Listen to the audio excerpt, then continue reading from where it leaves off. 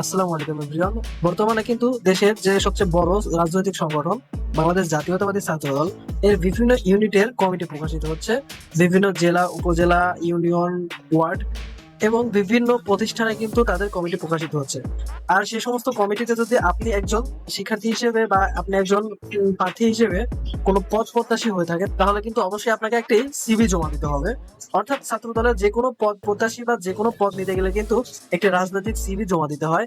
সেই রাজনৈতিক সিভি আপনি কিভাবে আপনার মোবাইল দিয়ে তৈরি করবেন তার সম্পূর্ণ টিউটোরিয়াল আজকে দেখাবো। অর্থাৎ আমি যে সিভিটি আপনাদেরকে স্ক্রিনে দেখাচ্ছি, এই সিভিটির ফাইল আপনাদেরকে দিয়ে দিব। আপনি জাস্ট আপনার মোবাইলে ইনপুট করে আপনার ডিটেলস ব্যবহার করে আপনার জন্য সিভিটি কাস্টমাইজ করে নিতে পারবেন। খুব সহজে মাত্র 1 মিনিটের মধ্যে কিভাবে সিভি তৈরি করবেন সেই প্রসেসটাই আজকে দেখাবো। আমাদের ডেসক্রিপশনে আমাদের এই সিভির পিএলপি ফাইলটি ডাউনলোড করার জন্য একটি লিংক দিব। লিংকে ক্লিক করলে কিন্তু আমাদের ওয়েবসাইটে আপনাদেরকে নিয়ে যাবে। সেই ওয়েবসাইট থেকে একটু নিচের দিকে স্ক্রল করলে কিন্তু পিএলপি ফাইল ডাউনলোড নামে একটি বাটন দেখতে পাবেন। সেই বাটনে ক্লিক করলে হয়তো আপনাদের সামনে প্রথমে অ্যাড আসতে পারে। অ্যাডটি কেটে দিয়ে যদি আবারও সেই অপশনে ক্লিক করেন তাহলে কিন্তু আপনাদের সামনে 4টি সংখ্যার পাসওয়ার্ড লেখা একটি অপশন পেয়ে যাবেন। অবশ্যই সেই 4টি সংখ্যার পাসওয়ার্ড কিন্তু আপনাদেরকে আগে থেকে কালেক্ট করতে হবে। অর্থাৎ আমাদের ফুল ভিডিওটি কন্টিনিউ করে ভিডিওর বিভিন্ন অংশে 4টি স্টেপে পাসওয়ার্ড দেওয়া আছে। পাসওয়ার্ড সংগ্রহ করলে কিন্তু আপনি সেখানে পাসওয়ার্ড লিখতে পারবেন। এরপর সেখান থেকে কিন্তু খুব সহজেই ডাউনলোড লিংকে ক্লিক করার মাধ্যমে ডাউনলোড করে নিতে পারবেন। ডাউনলোড করার পর অবশ্যই কিন্তু আপনাদেরকে পিক্সেল অ্যাপ অ্যাপ্লিকেশনটি প্রয়োজন হবে। পিক্সেল অ্যাপ অ্যাপ্লিকেশনটি ইনস্টল করে নেবেন। চাইলে কিন্তু আমাদের ভিডিও ডেসক্রিপশনে দেওয়া লিংক থেকে ডাউনলোড করে নিতে পারবেন। তো ডাউনলোড করে পিক্সেল অ্যাপ অ্যাপ্লিকেশনটি ওপেন করলে আপনাদের সামনে অন্যরকম একটি থিম চলে আসবে। সেখান থেকে কিন্তু আপনাদেরকে এই ফাইলটি ইনপুট করে ওপেন করতে হবে। ওপেন করার জন্য উপরে থ্রি ডট অপশনে চলে আসবেন। এরপর ওপেন পিএলপি ফাইল এই অপশনটিতে ক্লিক করবেন। এরপর ডট পিএলপি নামে একটা অপশন দেখতে পাচ্ছেন। এখানে অনেকগুলো পিএলপি ফাইল আপনারা দেখতে পাবেন। যতগুলো পিএলপি ফাইল আপনারা ডাউনলোড করেছেন সমস্ত পিএলপি ফাইল এখানে দেখতে পাবেন। অবশ্যই কিন্তু আমাদের আজকের এই পিএলপি ফাইলটির নাম দেখে দেন সিলেক্ট করে ওপেন করে নেবেন। ওপেন করার পর আপনাদের সামনে এভাবে পিএলপি ফাইলটি ওপেন হবে। এখান থেকে কিন্তু আপনার ইচ্ছা মতো যে কোনো কিছু কাস্টমাইজ করে নিতে পারবেন।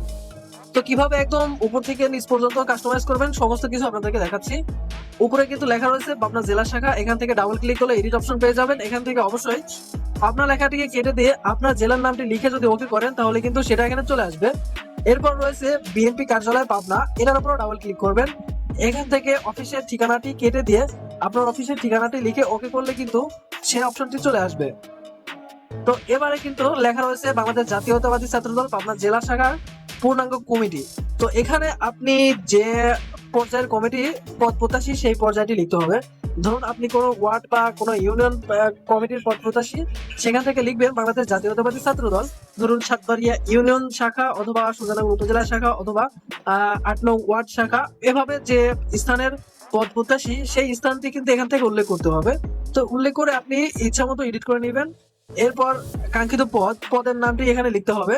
পুরো লেখাটি যদি ক্লিক করেন সিলেক্ট হয়ে যাবে। এরপর যদি ডাবল ক্লিক করেন তাহলে কিন্তু এখানে সমস্ত কিছু পরিবর্তন করতে পারবেন।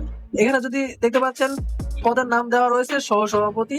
আপনি যে পদটি নিতে ইচ্ছুক বা যে পদটি আপনি পাওয়ার মতো যোগ্যতা রাখেন সেই পদটি এখানে লিখে দিবেন। এরপরে নিচে আপনার নামটি এডিট করে দিবেন, আমার নামটি কেটে দিয়ে আপনার নামটি লিখে দিবেন। এরপর আপনি কোন প্রতিষ্ঠানে লেখাপড়া করেন সেই প্রতিষ্ঠানের নাম লিখে দিবেন। এরপর আপনার মোবাইল নাম্বার লিখে দিতে হবে, আপনার জন্ম তারিখ লিখে দিতে হবে। এরপর আপনার এনআইডি কার্ড নাম্বার লিখে দিতে হবে, আপনার পিতার নাম, আপনার মাতার নাম, তারপরে আপনি মুসলিম নাকি হিন্দু, তারপরে আপনার জেলার নাম, উপজেলার নাম, এরপর আপনার শিক্ষাগত যোগ্যতা। এভাবে সমস্ত কিছু দেখে নিজের যোগ্যতা অনুযায়ী লিখে যদি ওকে করেন তাহলে কিন্তু সেখানে আপনার লেখাগুলো পরিবর্তন হয়ে যাবে। এরপরে আসি নিচের ছকগুলোতে। ছকগুলো দেখতে পাচ্ছেন সিঙ্গেল সিঙ্গেল ভাবে লেখা রয়েছে আপনি কোন পর্যায়ে কোন অবস্থানে লেখাপড়া করেন। তো আমি যদি একদম নিচ থেকে জিএসসি অপশন থেকে আসি, এখানে জিএসসি এর উপর ডাবল ক্লিক করলে কিন্তু এখানে এডিট করার অপশন পেয়ে যাবেন। আপনার বোর্ডের নাম লিখবেন, আপনার স্কুলের নাম লিখবেন এবং আপনি কত সালে পরীক্ষা দিয়েছেন।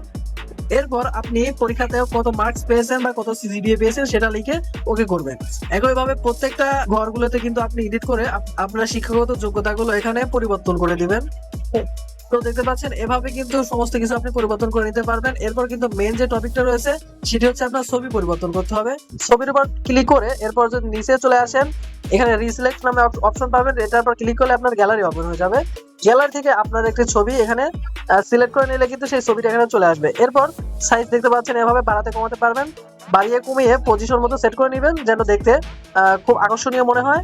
এরপর কিন্তু এই সিভিটি আপনি বিভিন্ন রাজনৈতিক কাজে ব্যবহার করতে পারবেন বা পদ প্রত্যাশী বা যে কোনো কাজে ব্যবহার করতে পারবেন।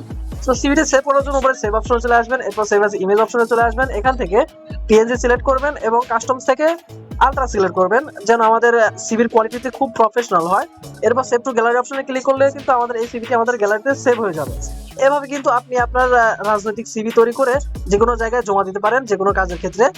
তো আজকের ভিডিওটি ছিল এই পর্যন্তই। ভিডিওটি আশা করি সকলেরই খুবই কাজে লাগবে। আর ভিডিওটি কেমন হয়েছে অবশ্যই কমেন্টে জানাবেন। আমাদের চ্যানেলে যদি একদমই নতুন হয়ে থাকেন অবশ্যই আমাদের চ্যানেলটি সাবস্ক্রাইব করে আমাদের সাথেই থাকবেন। দেখা হচ্ছে পরবর্তী কোনো ভিডিওতে।